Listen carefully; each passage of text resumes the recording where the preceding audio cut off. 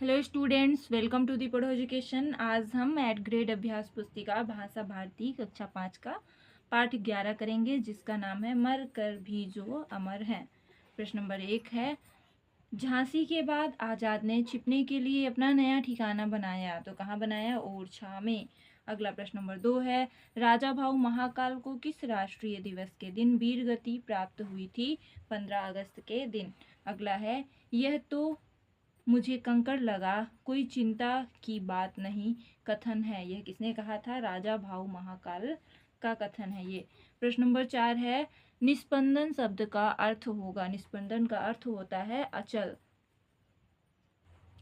प्रश्न नंबर 5 है, कठिन संघर्ष के लिए हम किस मुहावरे का प्रयोग करेंगे? तो किसका प्रयोग करेंगे? लोहे के चने चबाना। क्या हो जाएगा? लोहे के चने चबाना। प्रश्न नंबर 6 है, बलख बुखारा एक माउजर पिस्तौल थी। प्रश्न नंबर 7 है, स्वतंत्रता का विलोम परतंत्रता है। प्रश्न नंबर 8 है, भारत की अखंडता और सुख समृद्धि हमारे जीवन का स्वप्न है। प्रश्न नंबर 9 है, राम अपनी माँ की आंखों के तारे हैं में आजाद भारत माता के सच्चे सपूत।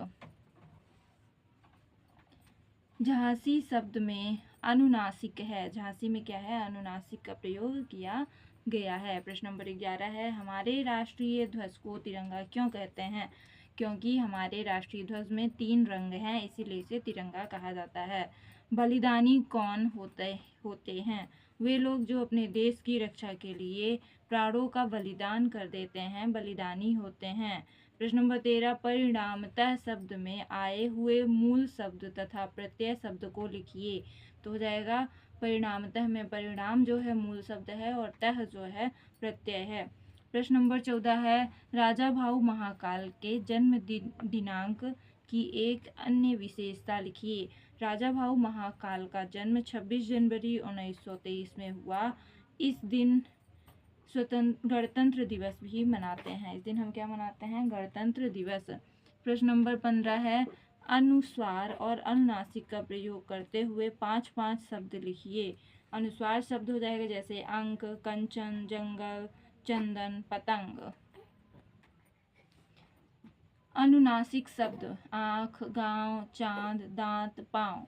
अगला है प्रश्न नंबर 16, परि और अन उपसर्ग लगाकर 2 शब्द तथा ईये तथा ता प्रत्यय लगाकर 2 शब्द बनाइए। परि तो क्या बन जाएगा? परिपूर्ण, परिणाम। अन से बन जाएगा अनजान, अनहोनी। अगला है प्रत्यय में हो जाएगा ईये लगाना है राष्ट्रीय, भारतीय। ता लगाना है तो विशेषता, राष्ट्रीयता। प्रश्न नंबर 7 है, झांसी में 17 झांसी में रहते हुए आजाद के जीवन में आई परेशानियों को संक्षेप में लिखिए। झांसी में आजाद एक खोखे में रहते थे तथा खाने का कोई ठिकाना नहीं था। उन्हें भारी आर्थिक कठिनाई का सामना करना, कभी कभी तो दिन भर में चने चबाकर ही गुजारा करना पड़ता था। प्रश्न नंबर 18 है, राजा भाऊ महाकाल को तैरने का शौक था। आप अपनी किसी एक रुचि के बारे में बताइए। मुझे पढ़ने का शौक है, पढ़ने से हमें कई विषयों के बारे में जानकारी मिलती है। मुझे महापुरुषों का जीवन परिचय और प्रेरणादायक कहानियाँ पढ़ना बहुत अच्छा लगता है। प्रश्न नंबर 19 है, निम्नलिखित बिंदुओं के आधार पर राजा भाऊ महाकाल के बारे में लिखिए। जन्म, शिक्षा, बचपन, स्वतंत्रता आंदोलन, निधन। जन्म, राजा भाऊ महाकाल का जन्म 26 जनवरी 1923 को उज्जैन, मध्य प्रदेश में हुआ। शिक्षा, इनकी शिक्षा उज्जैन में ही हुई। बचपन में इन्हें व्यायाम करने, क्षिप्रा नदी के प्रवाह के विपरीत तैरने और घूमने का शौक था। स्वतंत्रता आंदोलन, इन्होंने कश्मीर आंदोलन, किसान आंदोलन और गोवा की मुक्ति के लिए आंदोलन में भाग लिया। निधन, इनका निधन 15 अगस्त 1955 में हुआ। प्रश्न नंबर 20 है, किसी महान व्यक्ति या स्वतंत्रता संग्राम सेनानी के बारे में 8 से 10 वाक्य लिखिए। उत्तर हो जाएगा चंद्रशेखर आजाद के बारे में हम लिखेंगे यहाँ पे। पहला हो जाएगा, इनका जन्म 23 जुलाई सन 1906 में हुआ। दूसरा हो जाएगा, ये भारत के स्वतंत्रता सेनानी थे। तीसरा हो जाएगा, इनका जन्म मध्य प्रदेश के भावरा नामक गांव में हुआ। इनके पिताजी का नाम पंडित सीताराम था। इनके माताजी का नाम जगरानी देवी था। चंद्रशेखर आजाद बचपन से ही साहसी थे। इन्होंने काशी वाराणसी में से शिक्षा प्राप्त या ग्रहण की।